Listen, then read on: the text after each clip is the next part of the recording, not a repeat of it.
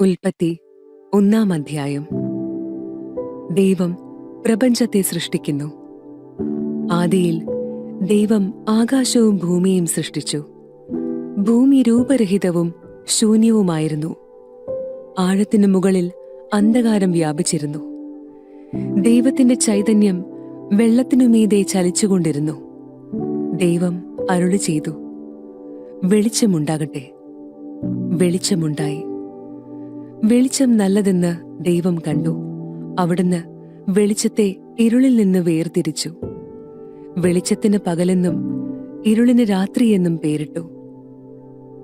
സന്ധ്യയായി, പ്രഭാതമായി, 1-ാം ദിവസം. ദൈവം വീണ്ടും അരുളി ചെയ്തു, ജലമധ്യത്തിൽ ഒരു വിതാനമുണ്ടാകട്ടെ.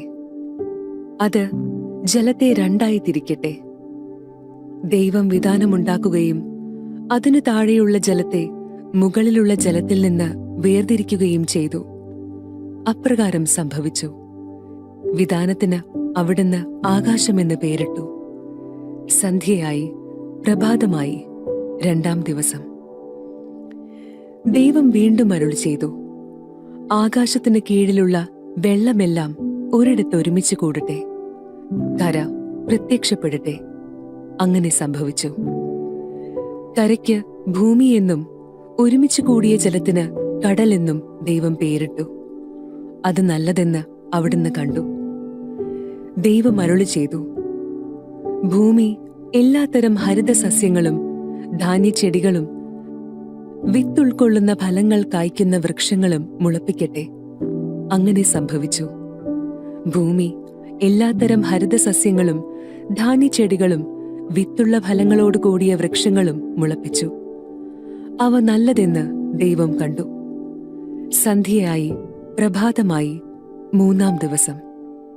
ദൈവം വീണ്ടും അരുളി ചെയ്തു, രാവും പകലും വേർതിരിക്കാൻ ആകാശവിതാനത്തിൽ പ്രകാശങ്ങളുണ്ടാകട്ടെ. അവ ഋതുക്കളും ദിനങ്ങളും വർഷങ്ങളും കുറിക്കുന്ന അടയാളങ്ങളായിരിക്കട്ടെ. ഭൂമിയിൽ പ്രകാശം ചൊരിയാൻ വേണ്ടി അവ ആകാശവിതാനത്തിൽ ദീപങ്ങളായി നിൽക്കട്ടെ. അങ്ങനെ സംഭവിച്ചു. ദൈവം 2 മഹാദീപങ്ങൾ സൃഷ്ടിച്ചു. പകലിനെ നയിക്കാൻ വലുത്, രാത്രിയെ നയിക്കാൻ ചെറുത്. നക്ഷത്രങ്ങളെയും അവിടുന്ന് സൃഷ്ടിച്ചു. ഭൂമിയിൽ പ്രകാശം ചൊരിയാനും രാവിനെയും പകലിനെയും നിയന്ത്രിക്കാനും വെളിച്ചത്തെ ഇരുളിൽ നിന്ന് വേർതിരിക്കാനും ദൈവം അവയെ ആകാശവിതാനത്തിൽ സ്ഥാപിച്ചു. അത് നല്ലതെന്ന് ദൈവം കണ്ടു. സന്ധ്യയായി, പ്രഭാതമായി, 4-ാം ദിവസം. ദൈവം വീണ്ടും അരുളി ചെയ്തു, വെള്ളം ജീവജാലങ്ങളെ പുറപ്പെടുവിക്കട്ടെ. പക്ഷികൾ ഭൂമിക്ക് മീതെ ആകാശവിതാനത്തിൽ പറക്കട്ടെ. അങ്ങനെ ദൈവം ഭീമാകാരങ്ങളായ ജലജന്തുക്കളെയും കടലിൽ പറ്റം ചേർന്ന് ചരിക്കുന്ന സകലവിധ ജീവികളെയും എല്ലാത്തരം പക്ഷികളെയും സൃഷ്ടിച്ചു. അവ നല്ലതെന്ന് അവിടുന്ന് കണ്ടു. ദൈവം അവയെ ഇങ്ങനെ അനുഗ്രഹിച്ചു, സമൃദ്ധമായി പെരുകി കടലിൽ നിറയുവിൻ. പക്ഷികൾ ഭൂമിയിൽ പെരുകട്ടെ. സന്ധ്യയായി, പ്രഭാതമായി, 5-ാം ദിവസം. ദൈവം വീണ്ടും അരുളി ചെയ്തു, ഭൂമി എല്ലാത്തരം ജീവജാലങ്ങളെയും കന്നുകാലികൾ, ഇഴജന്തുക്കൾ, കാട്ടുമൃഗങ്ങൾ എന്നിവയെ പുറപ്പെടുവിക്കട്ടെ.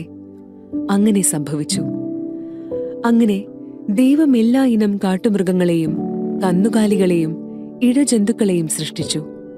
അവ നല്ലതെന്ന് അവിടുന്ന് കണ്ടു. ദൈവം വീണ്ടും അരുളി ചെയ്തു, നമുക്ക് നമ്മുടെ ഛായയിലും സാദൃശ്യത്തിലും മനുഷ്യനെ സൃഷ്ടിക്കാം.